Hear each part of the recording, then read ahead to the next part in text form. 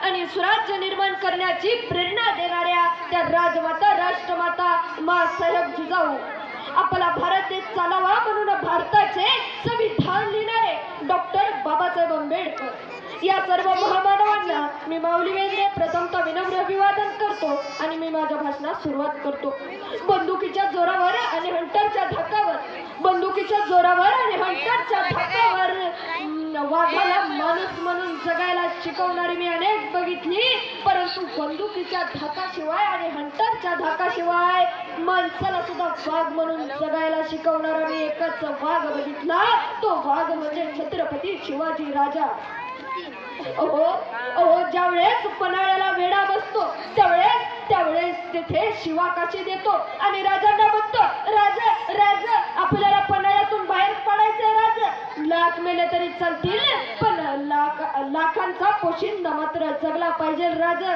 राजा तो शिवाकाशीत छत्रपती शिवाजी महाराजांना म्हणला, राजा राजा ये बोलू का, मी तुमच्यावरच दिसतो ना बघा, मग काय करणार। त्यावेळेस शिवकाशीत म्हणला, राजा राजा मी तुमचा वेश घेऊन जातो त्या सिद्धीकडे, तोवर तुम्ही तुमची सुटका करून घ्या। त्यावेळेस छत्रपती शिवाजी महाराज त्या शिवाकाशीतला म्हटले, अरे तू आता मरणार आहे शिवा, तू जातोय खरा आणि तू खरा म्हणतोय मला आता राजा मला मारायचंय, मला स्वराज्यासाठी अर्पण व्हायचंय।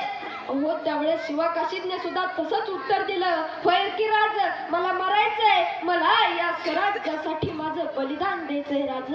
त्यावेळेस शिवा गेला तो परत कधीच आला नाही, परंतु इतिहासात मात्र अमर राहिला, इतिहासात मात्र अमर राहिला। ही बातमी सगळीकडे पसरली, परंतु त्याच्या आईला मात्र कोणीच सांगितलं नाही की तुझं पोर गेलंय, तुझा शिवा गेलाय म्हणून। त्यावेळेस छत्रपती शिवाजी महाराजांना माहित होतं की एका आईचं मातृत्व काय असतं ते म्हणतात ना, ज्याला बाईतली ताई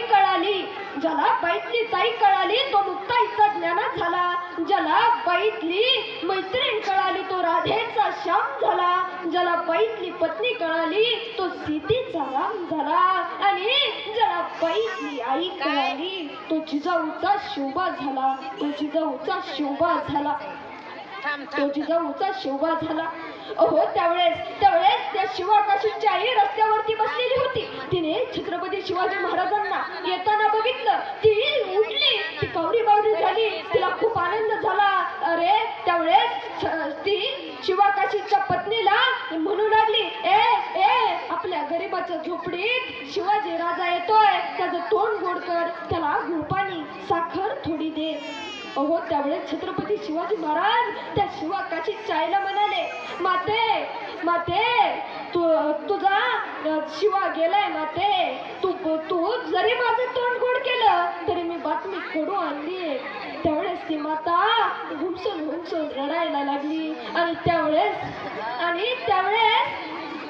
ती माता रडत होती। मग ती माता त्या छत्रपती शिवाजी महाराजांना म्हटली, राजे मी याच्यासाठी नाहीये रडत की माझा शिवा गेलाय म्हणून, मला जर माहित असतं ना तुम्ही हे स्वराज्य बनवणार आहेत, मी आणखीन 4-5 शिवा आपल्या स्वराज्यासाठी अर्पण केले असते राजे, अर्पण केले असते।